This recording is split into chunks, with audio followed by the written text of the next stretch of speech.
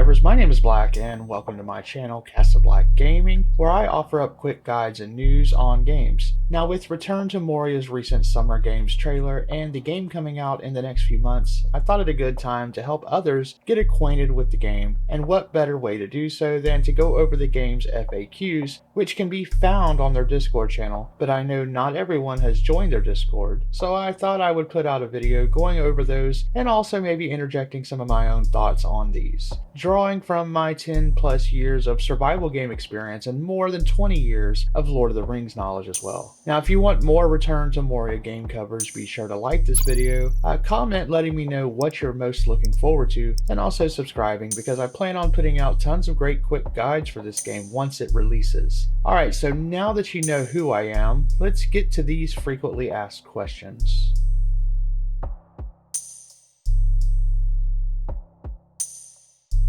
So the short answer given by the company responsible for making this game, which is Free Range Games, they describe it as a game where players will join forces to survive, craft, build, and explore the iconic sprawling mines, while courageous expeditioners will need to be vigilant as mysterious dangers await. Short and simple, this is a survival game in a similar vein to other survival games, and that you can build, craft, and do your best to gain expertise, all while surviving. Where I think this game will differ is that most survival games are not able to draw upon such a deep well of lore, which is what I'm most looking forward to.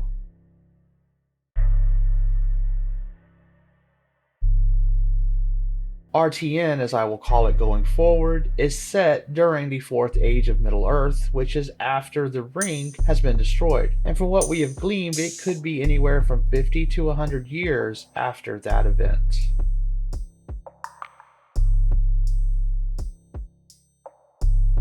Another way they ask this is, what will the game world look like? So here is where this game differs from most Lord of the Rings games. It will be set in a procedurally generated cave system, and the actual cave is Moria, which fans of the series will remember as being the home of the Dwarves who were overtaken and where the Fellowship of the Ring passed, where Gandalf fought the Balrog. There is also a point mentioned that this will be a game for a solo or group players alike.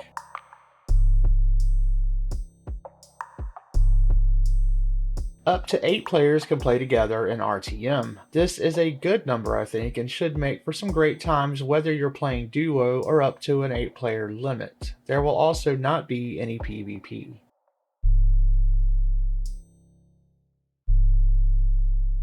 Players will be creating their own dwarf to craft not only weapons, but your legacy, and the character creation will allow you to customize your dwarf in a variety of ways, and you will be able to further elevate your style and customization through gameplay as you learn to craft or find armor to make your character unique.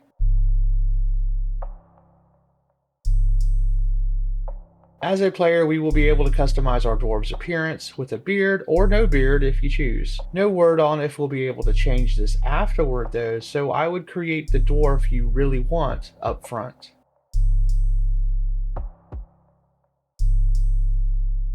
Once again, players will be able to customize their dwarves, including their names, so if you wanted to call yourself Ginger Loving Full of a Took, that might be an option, unless of course the character count doesn't go that high.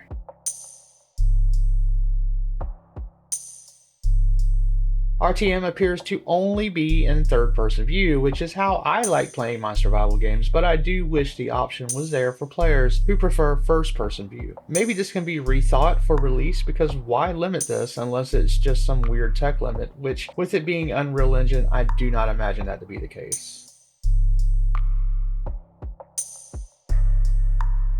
This part seems a little vague, but it does state that players will play through a new adventure set in the 4th Age of Middle-earth, and that the studio has worked closely with T.S. Lockhart and Corey Olsen, who I know from Lord of the Rings Online, and who can be found on YouTube offering up Lord of the Rings classes for all things lore related, and who is greatly respected in the field of Tolkien, so we can expect things to be as lore accurate as can be considering the timeline here, but also with some liberties as needed with respect to the Tolkien lore when possible. Players will be able to delve deep into their own adventure as stated by the FAQ.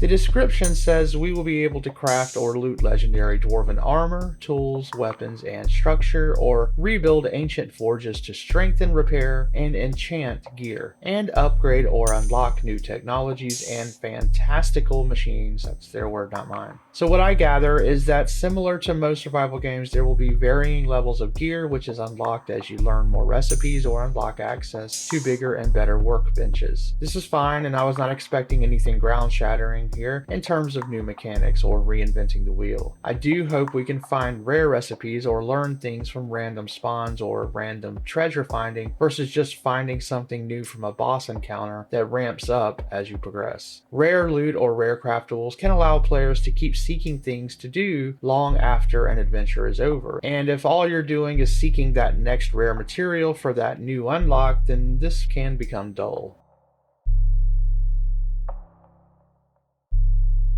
RTM will be available on PC from the Epic Game Store and the PS5 and Xbox Series X and S on launch. Will it make its way after a time to Steam or some other platforms like maybe the Switch? Well, that remains to be seen, but it's interesting to see as an Epic Games exclusive.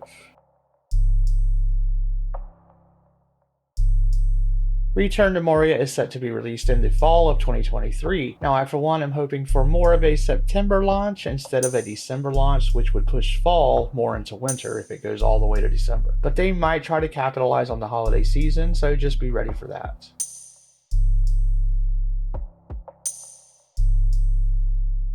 There are no plans for early access for RTM. This is interesting as they are releasing this as a finished game. Now, this of course raises the question, if successful, which I cannot imagine it not being if it's decent, will there be DLCs later or expansions?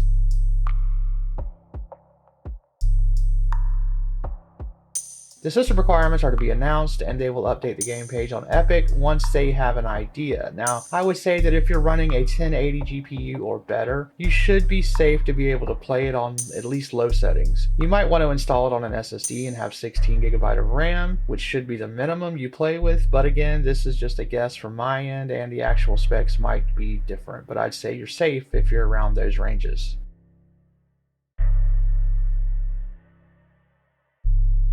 Yes, for those on PC who like controllers, it will be supported.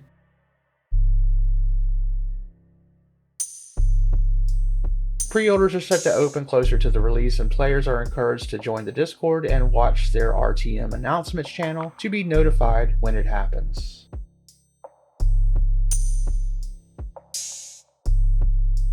It is made in Unreal Engine 4, which is a little disappointing that it's not in 5, but it could possibly be updated later if that need arises, as other games have, or are in the process of being upgraded now, such as like Ark Survival Evolved. It is worth noting here that had they switched over to UE5, that might have postponed the game another year, which tells me this has been in development long enough to not have gone with UE5 to begin with. Yes, the game is approved and made with the guidance from the team over at Middle-earth Enterprises.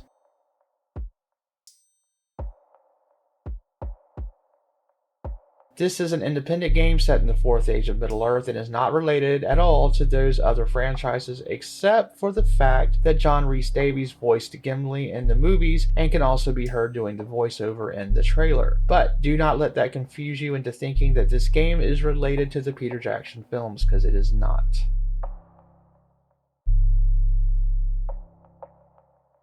Okay, so that concludes the official FAQs from the company, but I've got a few of my own questions that I wish they could answer, but also that I would like to hear your feedback on. Do we get to leave Moria at all, because the trailer does show the dwarves at the gates of Moria, or is this just where our adventure begins and that's short-lived? If we don't get to leave, where do we get wood for crafting, or do we not use wood? Are dwarves the only friendly or civilized race we will see in the game?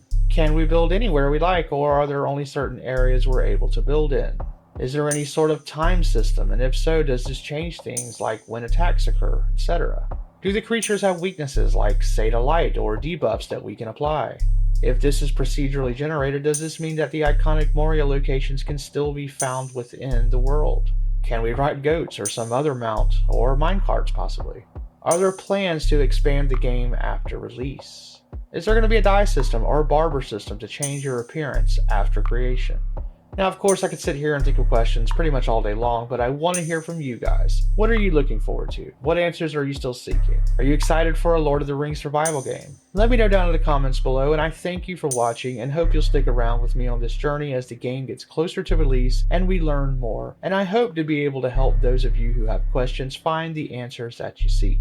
Now, I like to end my videos on a positive note, so remember to be kind to your fellow gamer. Be very wary of things that go bump in the dark, and stay positive survivors.